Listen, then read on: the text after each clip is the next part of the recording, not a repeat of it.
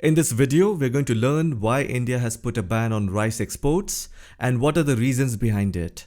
I will also tell you what developed countries think about it, and in the end, I will tell you what could be the bigger picture that we all are missing out. Alright, then let's begin. You must have seen in the news that India banned rice exports on July 28, 2023. I meant July 2020, not 28. More specifically, India has banned the exports of non-basmati white rice. Basmati rice is a long grain rice that is usually grown in the foothills of the Himalayas. It is known for its unique flavor and aroma, hence used on special occasions. And non-basmati rice is a short grain rice that is grown in many parts of India. It is commonly consumed as a staple food. The Food and Consumer Affairs Ministry on July 28th banned the export of non-basmati white rice. It is said that this ban could impact as much as 80% of India's rice exports. Just to let you know, India exports rice to more than 140 countries in the world. India is the world's largest rice exporter, contributing to about 40% of the global rice trade.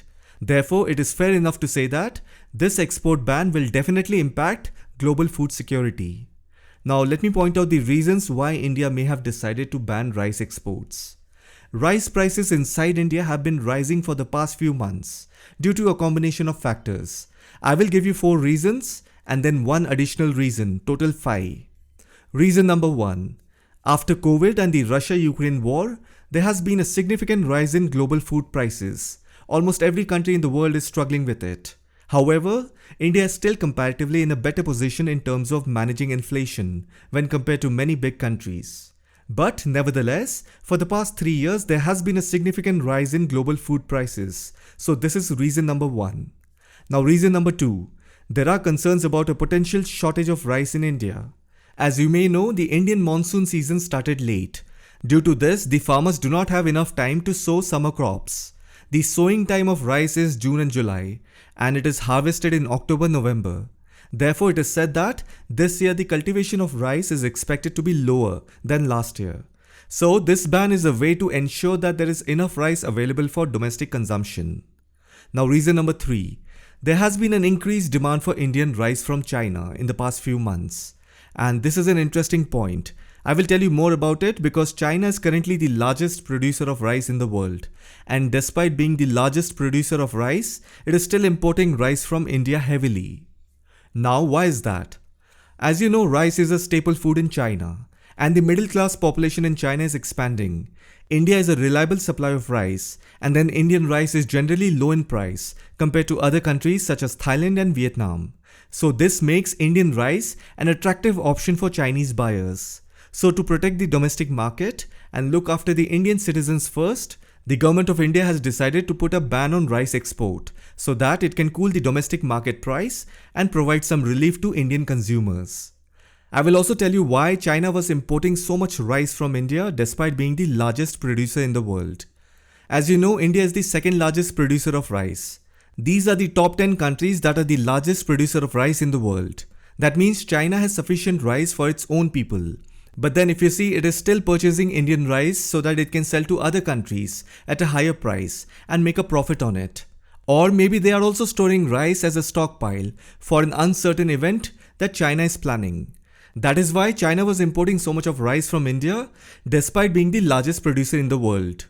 So you see, there is a huge competition in the global rice market. That means India has to compete with all other 9 major rice exporters. Now this competition could lead to higher prices for consumers and lower profits for farmers. Because a buyer will always look for a seller who is willing to give high quality rice at a reasonable price. And this kind of market competition will definitely lower profits for farmers and increase rice prices for Indian domestic consumers. So this is also one of the important reasons why the government of India has put a complete ban on rice exports. Because they are looking after the interest of the Indian people, Indian consumers and Indian farmers. And now I will tell you reason number 4. As you just saw, India is the second largest producer of rice in the world. After this ban, naturally there will be a lot of rice for domestic consumption. There is no doubt about that. So what do you think farmers will do? Obviously they will not produce more rice. Government of India will incentivize farmers to produce something else or produce rice at a lower quantity. This is where you have to understand that this rice export ban will create demand for other grains, such as wheat and corn. There may be other grains as well, I'm just giving an example. Now this could increase the prices as well as demand in the international market for grains other than rice. Now let me give you the fifth reason. I want you to look at this data from last year 2022. The top 6 countries exporting rice in million metric tons. On July 20, India has put a full ban on its non-basmati rice exports. I want you to imagine this. Where in the world rice importing countries will find 22 million metric tons to replace India's presence. Even the government of India is aware of it. Now I'm putting a question to you. While the 4 reasons that I've mentioned above could very well be a contributing factor to India's decision to impose a complete export ban on non-basmati rice, however, it is also possible that there might be a bigger underlying reason behind the action taken by the Indian government. There could be a geopolitical reason that is not explicitly mentioned in these 4 reasons. To understand that, you need to understand the broader analysis of India's overall policies and international relations. The fifth reason why the government of India has banned the export of non-basmati rice is that India has some ongoing disputes with World Trade Organization, and one of them is seeking permanent protection of public stockholding schemes. Public stockholding schemes are government programs that purchase and store food grains to stabilize prices and ensure food security. For example, India has a public distribution system, which is profoundly called a ration shop. To supply food grains to marginal income families or below poverty lying families, Government of India has to procure grains and stock them in Food Corporation India's godowns. India's public stockholding schemes are one of the largest in the world, and this has been the subject of number of WTO disputes. According to WTO's dispute settlement body, they think India's public stockholding schemes are inconsistent with WTO rules. As a result, what they did was, WTO gave India a peace clause that allowed India to continue its program until a permanent solution was found. Now, this peace clause is due to expire in 2023, and India is still seeking a permanent solution that would allow it to continue its public stockholding schemes without violating WTO rules. Look, you need to understand this. World Trade Organization is heavily and fully controlled by the United States and a few other Western countries. The problem that WTO has with India's public stockholding schemes is that WTO doesn't like the fact that Indian government is heavily subsidizing domestic producers of rice. Now you would say, what's the matter in that? Every government of a country has the right to decide how much they want to subsidize their own farmers.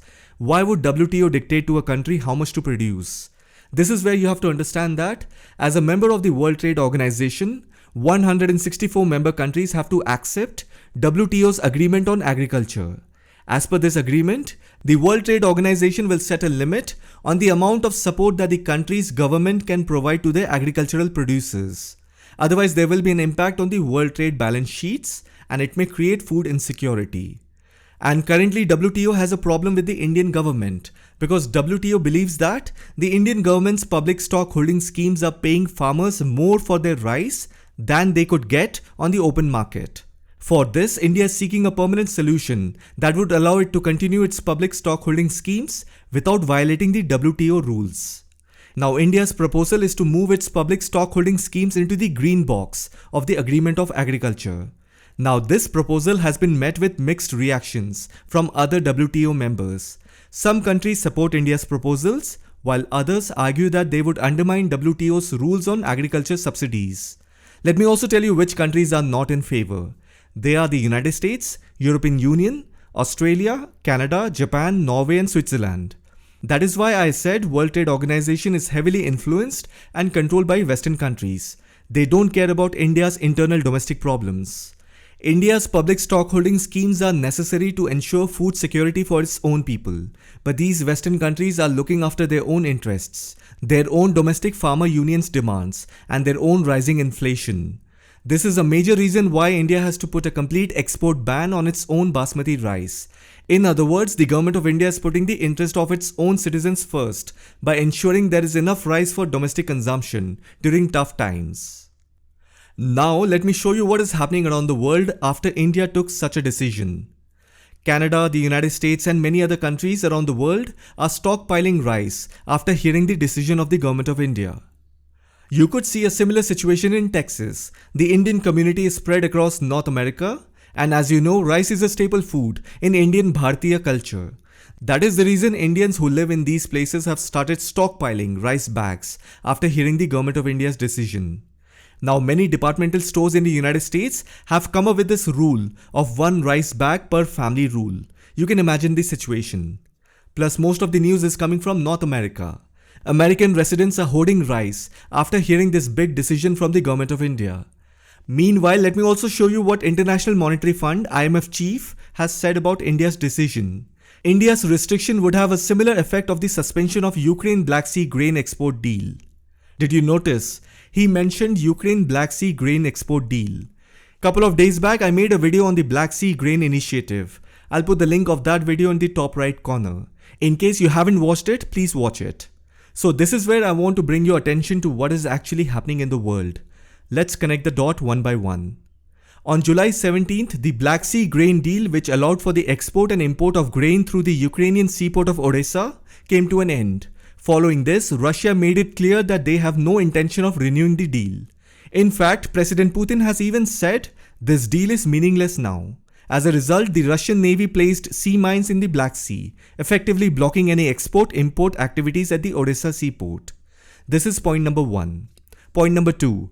In the first week of July, even China announced that they are going to ban the export of two metals, gallium and germanium, that are used in semiconductor manufacturing.